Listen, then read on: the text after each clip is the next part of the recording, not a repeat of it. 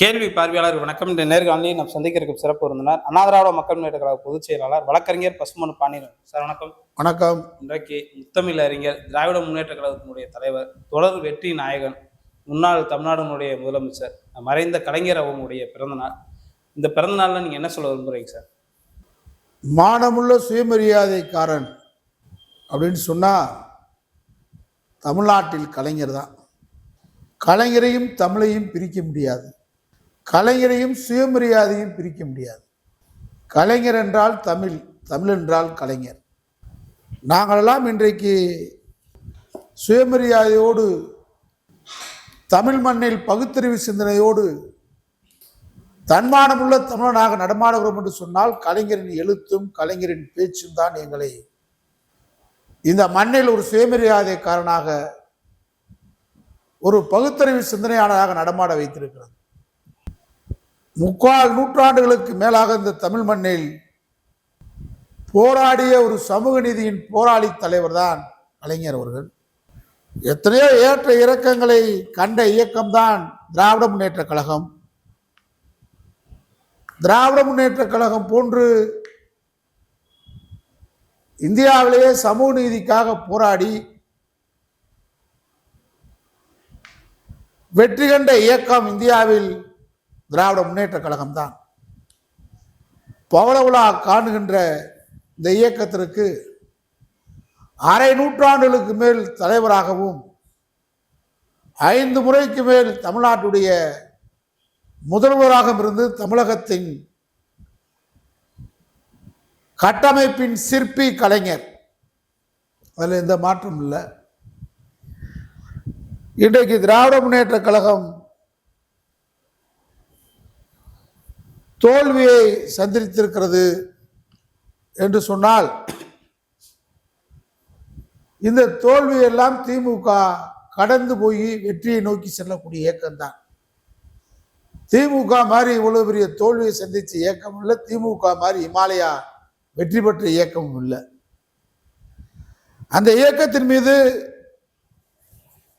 செய்யாததற்காக தவறுகளும் அவதூறுகளும் பழியையும் திமுக கடந்த ஆண்டுகளில் நிறைய சுமந்திருக்கிறது. அந்த அடிப்படையில் தான் இப்போ விஜய் திமுகவை டார்கெட் பண்ணி பேசிட்டு வர்றது வேடிக்கையிலும் வேடிக்கை, விந்தையிலும் விந்தை. இன்றைக்கு நான்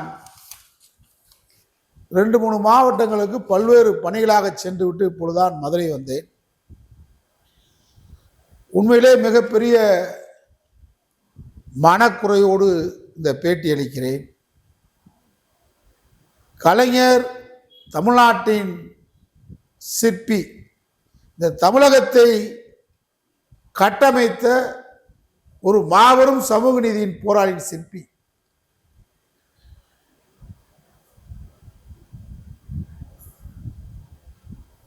முக்கால் நூற்றாண்டுகளுக்கு மேல் நம் மண்ணில் பாடுபட்டவர். நான் 13 வயதுக்கு மேல் கலைஞருடைய அந்த அண்ணா மறைவின் போது அவர் பேசிய அந்த உரையை திமுக பொதுக்கூட்டங்களில் அந்த இசைத்தட்டின் மூலமாக என் காதுகளில் கேட்டதை கேட்டு, அண்ணா என்பது 3 எழுத்து அப்படி ஆரம்பிக்கிறத கேட்டு ஈர்த்து இந்த இயக்கத்துக்கு வந்தவன். கள்ளக்குடி கொண்ட கருணாநிதி, அண்ணா அழைக்கின்றார், நாகரணிபாவுடைய பாடல் எல்லாம் கேட்டு இந்த இயக்கத்துக்கு வந்தவன். பல்வேறு முரண்பாடுகள், வருத்தங்கள் தலைவர் கலைஞர் மீது இருந்தாலும் அனைத்தையும் தாண்டி இந்த தமிழை தலைநிமிரச் செய்த தலைவர் கலைஞர் என்பதுதான் உயர்ந்து நிற்கும். வருத்தங்கள் கடுகளவு, ஆனால் அவர் செய்த சாதனை எவரெஸ்ட் அளவு. ஆனால் அந்த தலைவனுக்கான உரிய பிறந்த நாள் விழாவை இன்றைக்கு நான் பார்க்கின்றேன். நான் கூட்ட குறைச்சி பேச மாட்டேன். எழுச்சியோடு எங்கும் நடைபெறவில்லை.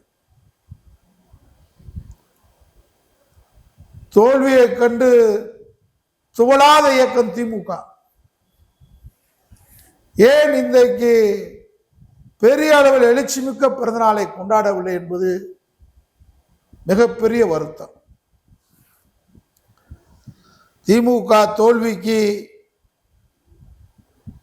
குழு போட்டு 6000 என்று தளபதி ஸ்டாலின் அறிக்கை கொடுத்திருக்கிறார். குழுவும் மாவட்டங்களுக்கு சென்றிருக்கிறது. நாங்களெல்லாம் திமுகவை ஏன் தூக்கி பிடிக்கிறார்கள், திமுகவுக்கு இவருக்கு என்ன செய்தது அப்படின்னு எங்களெல்லாம் கேள்வி கேட்குறாங்க.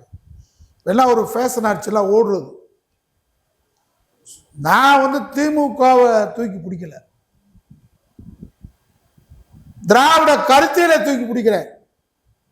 திராவிட கருத்தியலை தூக்கி பிடிக்கும் போது நாங்கள் ஐயா ஆசிரியர் வீரமணியை தூக்கி பிடிப்போம், குளத்தூர் மணியோடு நிற்போம், நம்முடைய சுபவி கூட இருப்போம், விடுதலை ராஜேந்திரன் கூட இருப்போம், வைகோ ஆதரிப்போம். திராவிட கருத்தியலை தூக்கி பிடிக்கும் போது ஏன் சில நேரங்களில் அதிமுகவை ஆதரித்திருக்கிறோம். எங்களுக்கு திராவிட கருத்தியலை பாதுகாக்கின்ற, திராவிட கருத்தியலுக்காக பேசுகின்ற ஒரு தலைவனை, இயக்கத்தை தூக்கி பிடிப்பதுதான் பசும்பொன் பாண்டியன் இறுதி மூச்சு உள்ளவரை செய்வேன். பதவியா, பணமா, கொள்கையா, கோடியா என்றால் நான் கொள்கை பக்கமே இருந்து பழகிவிட்டவன். கடந்த சட்டமன்ற தேர்தலில் கூட பெரிதும் எதிர்பார்க்கப்பட்டோம், சீட்டு வழங்கல. ஆனா என் நிலைப்பாட்டில் திமுகவை ஆதரவு நிலைப்பாட்டை தான் எடுத்தேன். தோல்வி அடைந்தோம், அனைவரும் சென்றார்கள். நான் திமுக ஆதரவு நிலைப்பாடு. ஏன் திமுக ஆதரவு நிலைப்பாடு? திராவிட கருத்தியலை திமுக தான் வலுவான கட்டமைப்பாக தூக்கி பிடிக்குது. சிலர் கொக்கரிக்கிறார்கள், தேசியம் பேசுகிறவர்கள், உலக தேசியம் பேசுகிறவர்கள், போலி தமிழ் தேசியம் பேசுகிறவர்கள், திமுக அதிமுக அவ்வளவுதான், சோழி முடிஞ்சு, திராவிட இயக்கங்கள் கதை முடிஞ்சுன்னு குதூகலிக்கிறார்கள். இந்த மண்ணில் கடைசி தமிழ் வரை திராவிட இயக்கத்தை யாரும் வீழ்த்த முடியாது. இது மின்மினி பூச்சி மாதிரி தாவேகா வெற்றி. அல்ல, திராவிட கருத்தியல் என்றைக்கு இந்த மண்ணில் தோல்வி அடையாது. திராவிட கருத்தியலை முன்னெடுத்து சென்றவர்கள் சரியாக செல்லவில்லை, அவர்கள் தோற்றிருக்கிறார்கள் தான் நான் கருதுவேன். அதிமுகவை தோல்வியாக நான் கருத மாட்டேன். எடப்பாடி பழனிசாமி அதிமுகவை எடுத்து சென்ற விதம் தோல்வி என்று நான் சொல்லுவேன். அதிமுகவை விஜய் இல்ல, இன்னும் 1000 விஜய் வந்தாலும் அதிமுகவை தோற்கடிக்க முடியாது. திராவிட முன்னேற்ற கழகம் தோல்வி அடைந்ததாக நான் ஒத்துக்கொள்ள மாட்டேன். ஸ்டாலின் கேப்டன் ஒழுங்கா எடுத்துட்டு போனாரு, அதுக்கு பின்னாடி இருந்த படை வீரர்கள் சரியா இல்லை. தளபதி சரியா இருந்தாரு, தலகர்த்தர்கள் சரியா இல்லை. அதனால தோல்வி திமுக அல்ல, திராவிட கருத்தியலுக்கு அல்ல. அதை எடுத்து சென்ற தலகர்த்தர்களுக்கு தான் தோல்வியை தவிர திராவிட கருத்தியலுக்கு தோல்வி இல்லை. இந்த திராவிட கருத்தியலை தூக்கி பிடிக்க வேண்டியது எங்களை போலுடைய கடமையாக கருதி நாங்கள் திராவிட கருத்தியலுக்காக தூக்கி நிறுத்துறோம். அப்படி பார்க்கும்போது இப்ப அண்மையில பாத்தீங்களாக்க திமுக இருந்து என்ன ஸ்டேட்மெண்ட் வருது, அவங்க இன்ஸ்டாகிராம் போட்டதுனால தோத்துட்டோம். இதெல்லாம் சரியான மதிப்பு. இன்னும் உங்களை ஏமாத்துறீங்க, உங்களை ஏமாத்துறீங்க அல்லது உங்களை யாரை ஏமாத்துறாங்கன்னு தான் சொல்ல முடியும். ரீல்ஸ்ல ஏமாந்து போயிட்டோம், இல்ல வாட்ஸ்அப் குழுல ஏமாந்து போயிட்டோம், இல்லவே இல்லை. நான் திரும்ப சொல்றேன், இவிஎம் இயந்திரத்தினால்தான், இங்கே பாஜகவுடைய தந்திரத்தால் தான், அமித்ஷாவுடைய தந்திரத்தால் தான் இங்கே விஜய் வெற்றி பெற்றிருக்கிறார். விஜய்க்கு பெரிய செல்வாக்கு இல்லைன்றதை நான் ஆணித்தரமாக மெய்ப்பிக்கப்பட்ட உண்மையாக சொல்லுகிறேன். நீங்க சில ஊடகவியாளர் உங்களுக்கு தேர்தலுக்கு முன்னாடி புதுசா கோட்டும் சூட்டும் போட்டுட்டு திமுகவுக்கு 200க்கு 200 200க்கு 210 கூட போனா கடைசி நாள்லாம் பார்த்தா 234 திமுக போட்டு விட்டாங்க. நீங்க அப்படியாவது நம்புனீங்க. நாங்க களத்துல நின்று மக்களுடைய நாடி நரம்புகளை பிடிச்சு பேசுறாரு. நான் தமிழ்நாட்டில் யாருமே வெளி மாவட்டத்திலிருந்து ஒருத்தங்களாவது குளத்தூர் தொகுதிக்கு போனாங்களான்னு கேளுங்க. நான் தளபதி ஸ்டாலினை கேட்கிறேன். நாங்களாம் கீழே களத்துல இருந்து 77ல இருந்து தேர்தல் களத்துல பணியாற்றுறேன். எனக்கு சீட்டு கொடுக்கல. ஆனாலும் நான் அனைத்து தொகுதிகளுக்கும் சென்றேன். இப்பொழுதும் தமிழ்நாடு முழுவதும் எங்களுடைய ஆட்களை வைத்து அனைத்து தொகுதிகளையும் தேர்தலுக்கு முந்தி கருத்து கணிப்பு வேறு, தேர்தலுக்கு பிந்தி எக்ஸைட் போல் வேறு, ஓட்டு போட்டணி கிடைக்கிறது. இப்ப நாங்க கருத்து கணிப்பு எடுத்திருக்கோம். இப்ப எங்க ஆட்களை வைத்து நம்ப தகுந்தவர்கள் வச்சு இப்ப நாங்க நாட்டு நிலைமை என்னன்னு கருத்து கணிப்பு எடுத்தா விஜய்க்கு பெரிய அமோகமான வாக்குகள் எங்கு உழுகலை. நான் சொல்றது யதார்த்தமான உண்மை, கள நிலவரம். ஒரு மாவட்டத்துக்கு ஒரு தொகுதிக்கு 10 பேர் விசாரிச்சதுல தாவேக்காவுக்கு அங்க விழுந்த வாக்குக்கு எவ்வளவு சொல்றாங்களோ அந்த வாக்கு விழுகவில்லை. பொதுமக்கள்கிட்ட வாக்காளர்கிட்ட கேட்ட உண்மை. கொளத்தூர் தொகுதியில சரியா இல்லை, ஏதோ தப்பு பண்றாங்க அப்படின்ற தகவல் எனக்கு கிடைச்சு நான் சட்டமன்ற தேர்தலின் போது தமிழ்நாட்டிலேயே குளத்தூர் தொகுதிக்கு ஸ்பெசிஃபிக்கா தேர்தலுக்கு 3 நாளைக்கு முன்னாடி நிலவரத்தை முழுமையா போய் பார்த்தேன். வாக்காளர் மத்தியில் அவருக்கு நல்ல செல்வாக்கு இருந்தது. ஆனா ஏதோ தப்பு பண்ண போறாங்க அப்படின்னு மட்டும் எனக்கு தெரிஞ்சிச்சு. அதனால நம்ம பகுதி செயலாளர் நேர தேர்தல் பணிமனை அலுவலகத்துக்கே போனேன். எல்லாம் ரெக்கார்டு, நான் பேசலாம் ரெக்கார்டு. அவர் முரளி பகுதி செயலாளர் இருந்தார், அவரை போய் சந்திச்சேன். நிலவரம் நல்லா இருக்குங்க, தொகுதிக்குள்ள ஃபாரின் மாதிரி வச்சிருக்காரு நம்முடைய முதலமைச்சர், அருமையா இருக்கு. இந்த வாக்காளர் ஜாபிதால புதுசா சேர்க்கப்பட்டவங்களுக்கெல்லாம் நீங்க இந்த வாக்காளர் ஜாபிதா மட்டும் விட்டு போயிடாம இந்த அதிகாரிகளை வச்சு சிலிப்பை கொடுக்க சொல்லுங்க அப்படின்னு சொல்லி பகுதி செயலாளர் முரளியை பார்த்து நான் பேசிட்டு வந்தேன். என்னை வரவேற்றார், உபசரித்தார். என் மனசுல ஒரு நெருடல் இருந்தது. இந்த நெருடல் ஏன் சேகர்பாபுக்கு இல்ல, இந்த நெருடல் ஏன் மற்றவர்களுக்கு இல்ல? எனக்கு மனசுல ஒரு நெருடல். நான் அது மட்டுமல்ல, பல தொகுதிகளுக்கு எனக்கு அதே மாதிரி தகவல் வந்துச்சு.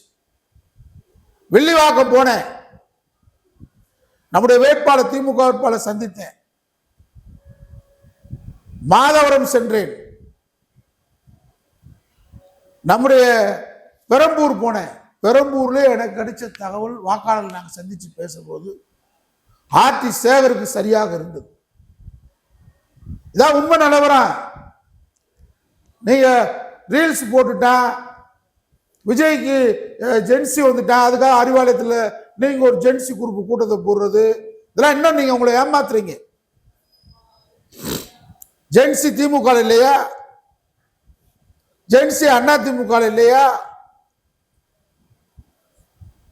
ஆனா உண்மையான கள நிலவரம் குளத்தூர்ல வட்ட செயலாளர், பகுதி செயலாளர், அங்க போட்டிருக்க நிர்வாகிகள் மேல வாக்காளருக்கு அதிருப்தி இருந்தது.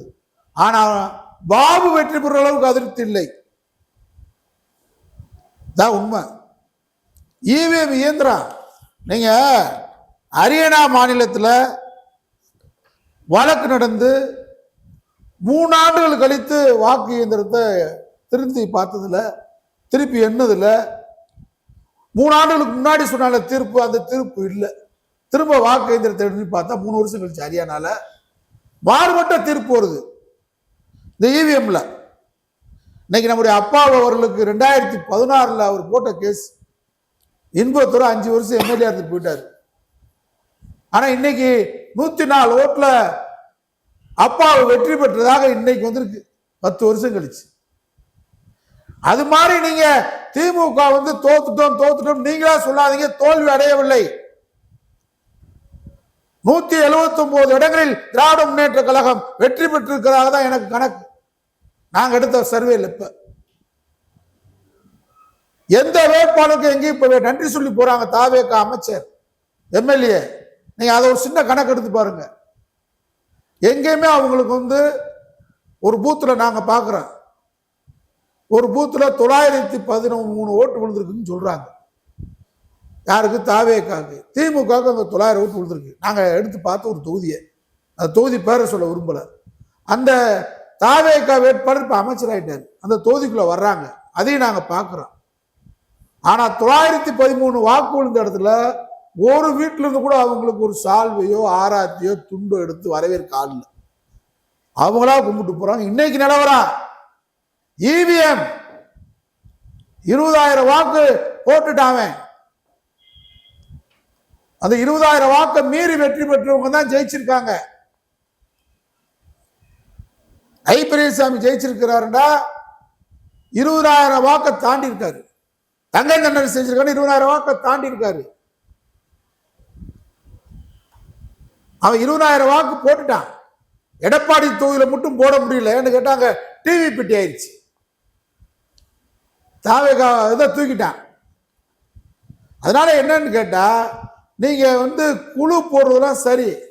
இன்னைக்கு தலைவர் கலைஞர் பிறந்தநாள் தமிழ்நாடு முறை எழுச்சியோட கொண்டாட வேணாமா? பல மாவட்டங்களுக்கு போயிட்டு வரோம், நாங்க சர்வே எடுத்துட்டு வர்றோம். கலைஞர் போட ஸ்டாம்ப் சைஸ்ல இருக்கு. மாவட்ட செயலாளர் போட, மாவட்ட செயலாளர் மகன் போட, மாவட்ட செயலாளர் தம்பி போட, மாவட்ட செயலாளர் மனைவி போடத்த பெருசு பெருசா போட்டிருக்கீங்க. விளங்குமா? கலைஞர் இங்க கலைஞரை நீங்க முன்னிறுத்துனுங்க, அண்ணாவை முன்னிறுத்துங்க, கருத்தியலை முன்னிறுத்துங்க, பெரியார் கருத்தியலை முன்னிறுத்துங்க. ஏன் தாவேகா பெரியாரை வழிகாட்டின்னு சொல்றான், ஏமாத்துறான். திருச்சியில என்ன பேசுறான்? பெரியார், அண்ணா, எம்ஜிஆர் வழியில். வெறும் விஜய் மட்டும் போடல, எங்கேயுமே அஞ்சலி அம்மா, அம்பேத்கர். ஏன் திமுக உதயநிதி படம் இவ்வளவு உண்டு? ஒரு இடத்துல இருக்கிற ஆதாரபூர்வமா திமுக தலைமைக்கு நிரூபிக்கிறேன், பூரா வீடியோ எடுக்கிறேன், வாங்க நீங்க. ஸ்டாலின் படம் இவ்வளவு உண்டு, உதயநிதி படம் மட்டும், பெரியார் அண்ணா படம் இல்லை. கலைஞர் இன்னைக்கு பிறந்தனால அவர் கூட இவ்வளவு உண்டு. மாவட்ட செயலாளர் படம் சேக்குவார மாதிரி இருக்கு, சேக்குவாரா, காஸ்ட்ரோ. இந்த கலாச்சாரத்தை நீங்க எப்ப ஒழிக்க போறீங்க? கருத்திலே முன்னிறுத்துங்க. திமுக பார்க்காத தோல்வியா? நீங்க எம்ஜிஆர் இருந்தார், எம்ஜிஆர் வெற்றி பெற்றார் தொடர்ச்சியா. எம்ஜிஆர் மாதிரி அவர் ஒன்றும் உடையணியில கலைஞர். எம்ஜிஆர் மாதிரி நடந்துக்கிறல. எம்ஜிஆர் பாணி வேற, நம்ம பாணி வேற. கலைஞர் கலைஞராக தான் இருந்தார். நீங்க விஜய் மாதிரி இருக்குன்னு நினைக்காதீங்க. நம்ம இயக்கம் கொள்கைவாதி இயக்கம், லட்சியவாதி இயக்கம். கொள்கைக்கு தான் திமுக 3 தலைமுறை 4 தலைமுறையாக திமுக இருக்கிற குடும்பம். பெரியார் அண்ணா போராடியதால், கலைஞர் ஆட்சியில் இருந்ததால், அவங்க தாத்தா, அவங்க அப்பா, அவங்க அம்மாலாம் அரசாங்க வேலைக்கு போயிருக்காங்க. இன்னைக்கு ஜென்சி இருக்காங்களே, அவங்களாம் போயிருக்காங்க. அதை சொல்லணும். உங்க அப்பா இன்னைக்கு வேலைக்கு போயிருக்காருன்னா திமுக காரணம், கலைஞர் காரணம். பெரியார் வழிகாட்டி அண்ணாவுடைய வழியில நடந்திருக்கு.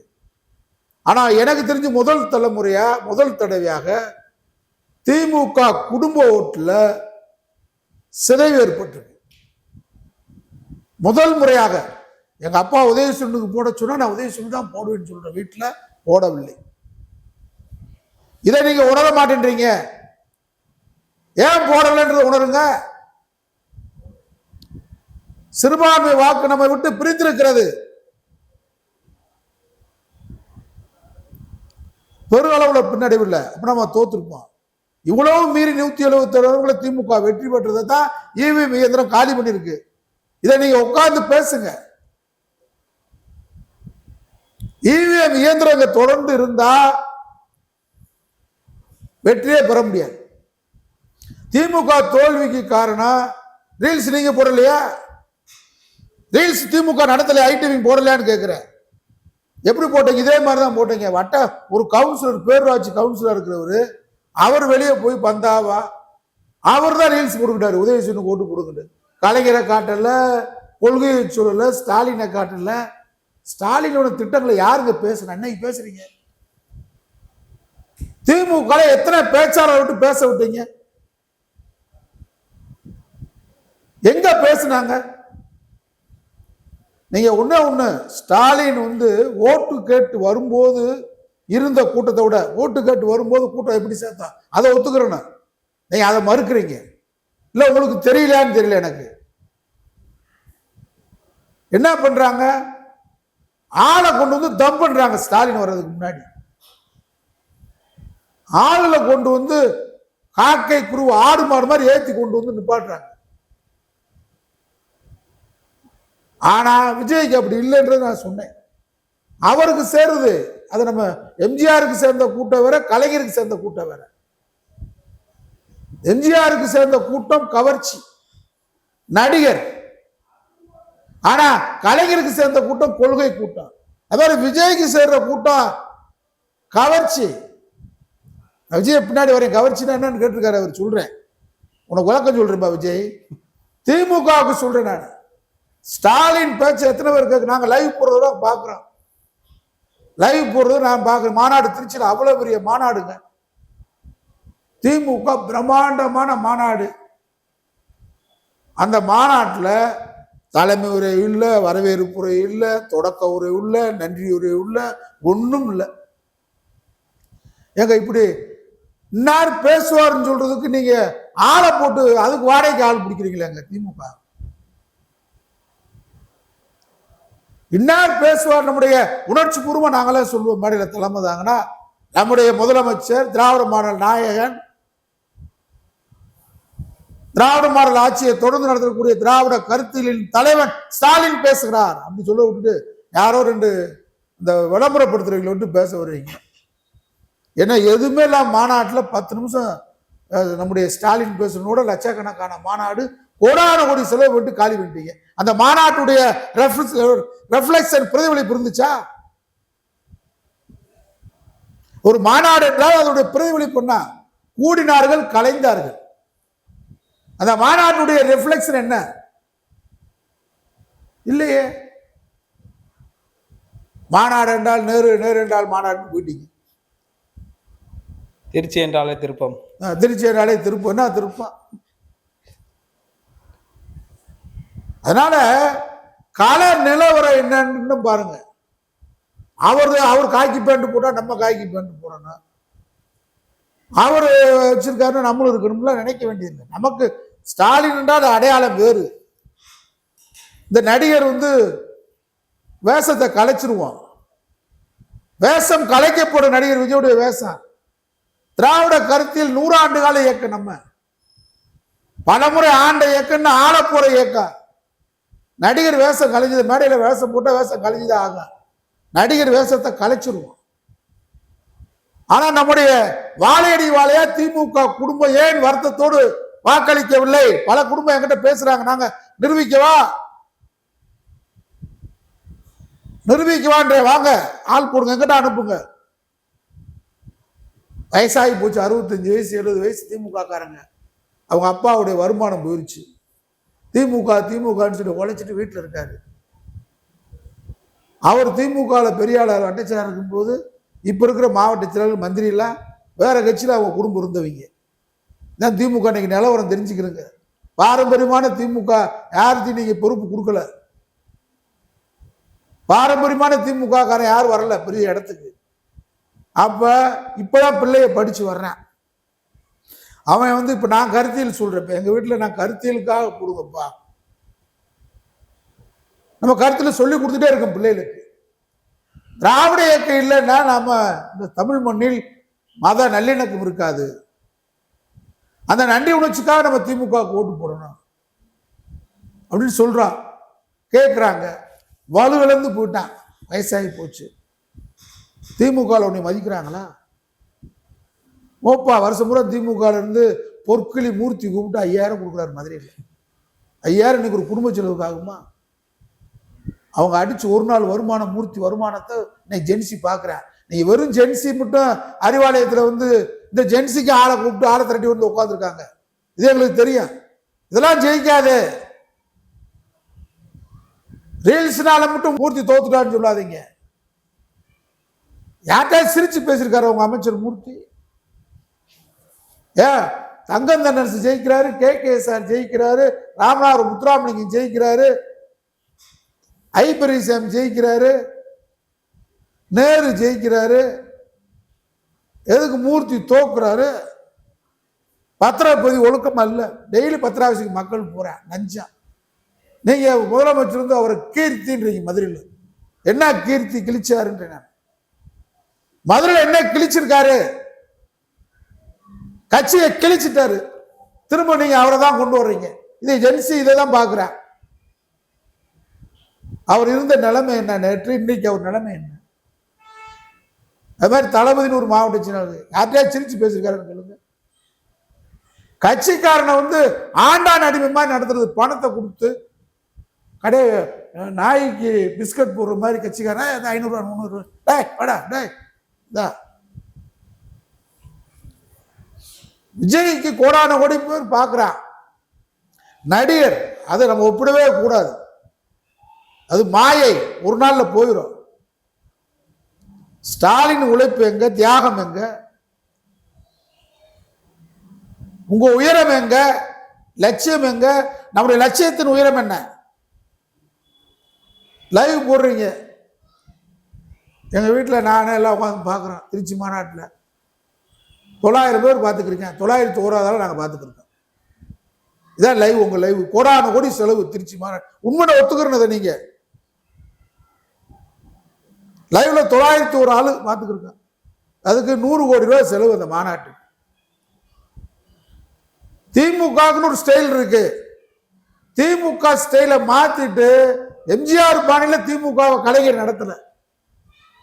அண்ணாவின் வழியில் கலைஞர் திமுக நடத்தினார். நீங்க கலைஞர் வழியில திமுக நடத்துங்கன்னு நான் கலைஞர் பிறந்தநாள்ல சொல்றேன்.